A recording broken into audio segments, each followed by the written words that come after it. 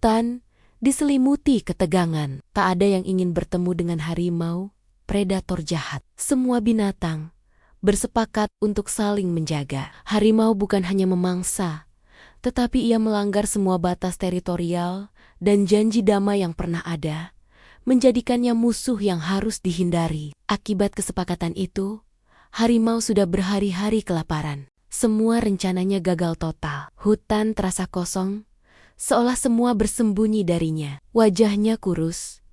Ia merasakan sakit yang menusuk. Kalau begini terus, bisa mati kelaparan aku. Gerutu harimau penuh amarah dan frustrasi. Tiba-tiba, hidungnya yang tajam mencium aroma surga. Bau daging segar. Dengan cepat, ia menemukan sumbernya. Seonggok daging menggantung di dalam sebuah kotak kayu yang dibuat misterius. Harimau menyadari itu adalah perangkap manusia. Tetapi kegilaan karena lapar mengalahkan nalurinya. Tak peduli siapa yang pasang. Ini rezeki. Yang penting, aku makan, pikirnya, gembira. Tanpa ragu, dia melompat masuk melalui lubang yang menganga. Merasa sombong di atas segalanya. Saat moncongnya menyentuh daging, terdengarlah suara brok yang keras. Lubang kotak tertutup rapat. Harimau pun tertidur kekenyangan. Tidak memedulikan nasibnya, harimau terbangun karena hujan deras. Tubuhnya menggigil, hampir terendam air dingin. Dia panik dan mencoba keluar. Sesuatu yang keras menghalangi jalannya. Ketakutan muncul. Sadarlah dia, kotak itu adalah perangkap. Ia telah mempermainkan nasibnya sendiri. Dengan marah, harimau mengaum sekuat-kuatnya. Suaranya mengalahkan deru hujan dan guntur. Keluarkan aku dari neraka terkutuk ini. Namun, tak ada jawaban. Suaranya pecah. Habis, dia duduk pasrah, membayangkan akhir hidupnya yang menyedihkan. Keesokan paginya, muncul seekor rusa kecil yang terpisah dari kawanannya. Rusa itu terkejut melihat harimau dan spontan berbalik. "Hei, tunggu! Jangan lari!" seru harimau dengan suara parau yang dibuat-buat lembut. Harimau mulai merayu dengan suara memelas, meletakkan semua kebanggaan sang raja hutan. "Aku di dalam kotak, aku ingin minta tolong padamu. Aku bersumpah demi langit dan bumi, aku akan bertobat. Tolonglah aku, sahabat. Aku ingin berkumpul lagi bersama keluargaku. Aku berjanji." Rusa yang polos itu akhirnya mengangguk, meyakini janji pertobatan harimau. Yakin dengan janji harimau, rusa pun membuka pintu perangkap. Begitu bebas, harimau mengulurkan tangan, seolah sahabat lama. Rusa sempat tersenyum lega. Tetapi harimau menyambut uluran itu dengan cengkeraman yang sangat kuat. Secepat kilat, dia membanting rusa dan menerkamnya. Air mata rusa langsung menetes karena pengkhianatan itu. Rusa mencoba mengingatkan janji suci harimau.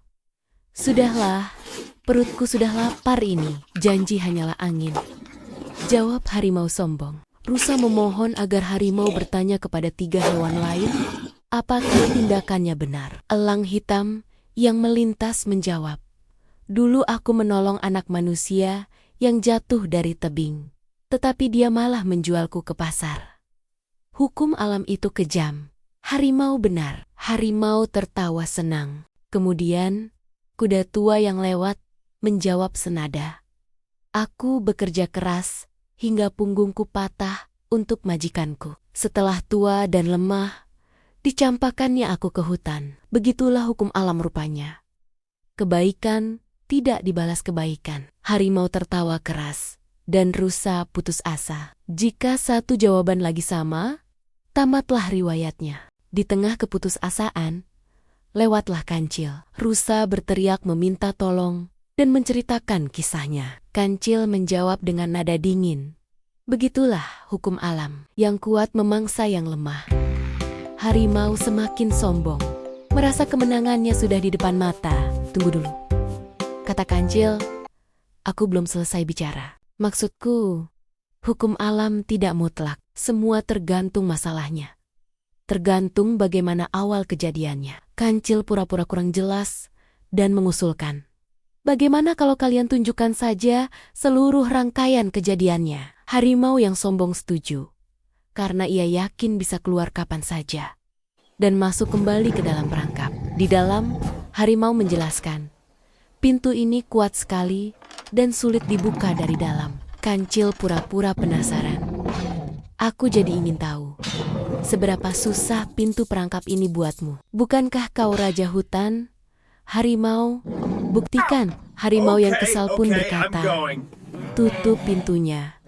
Nanti kau akan tahu betapa bodohnya pertanyaanmu. Kancil menutup pintu perangkap itu dengan sebuah bantingan keras, sehingga pintu itu terkunci lebih kuat dari sebelumnya. Harimau berusaha keras, mengaum, tapi gagal.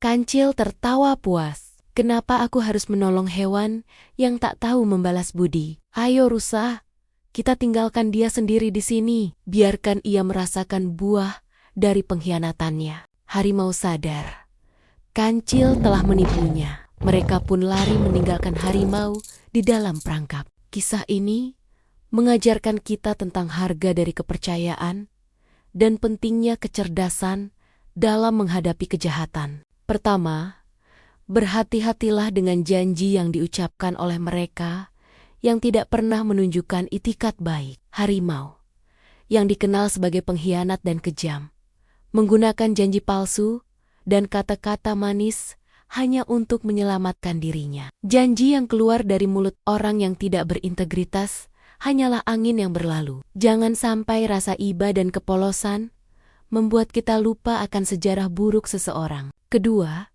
kejahatan pasti akan berbuah hukuman, seringkali melalui cara yang tak terduga. Harimau mengira dia bisa menang dengan kekuatan dan kebohongan, tetapi dia justru terjebak dalam perangkapnya sendiri 2 kali. Kecerdikan Kancil menunjukkan bahwa akal sehat dan kebijaksanaan kecil dan sederhana selalu bisa mengalahkan kekuatan buta dan kesombongan besar dan berkuasa. Pada akhirnya, hikmah terbesarnya adalah siapa yang menanam pengkhianatan, dia akan menuai jebakan. Kebajikan sejati harus ditujukan pada mereka yang menghargainya, dan kecerdasan adalah senjata terbaik melawan tirani dan ketidakadilan. Jangan pernah meremehkan kekuatan akal dan kebenaran, sebab kebaikan yang diperjuangkan dengan cerdik akan selalu menemukan jalannya menuju kemenangan. Terima kasih sudah menonton. Jangan lupa like dan subscribe ya,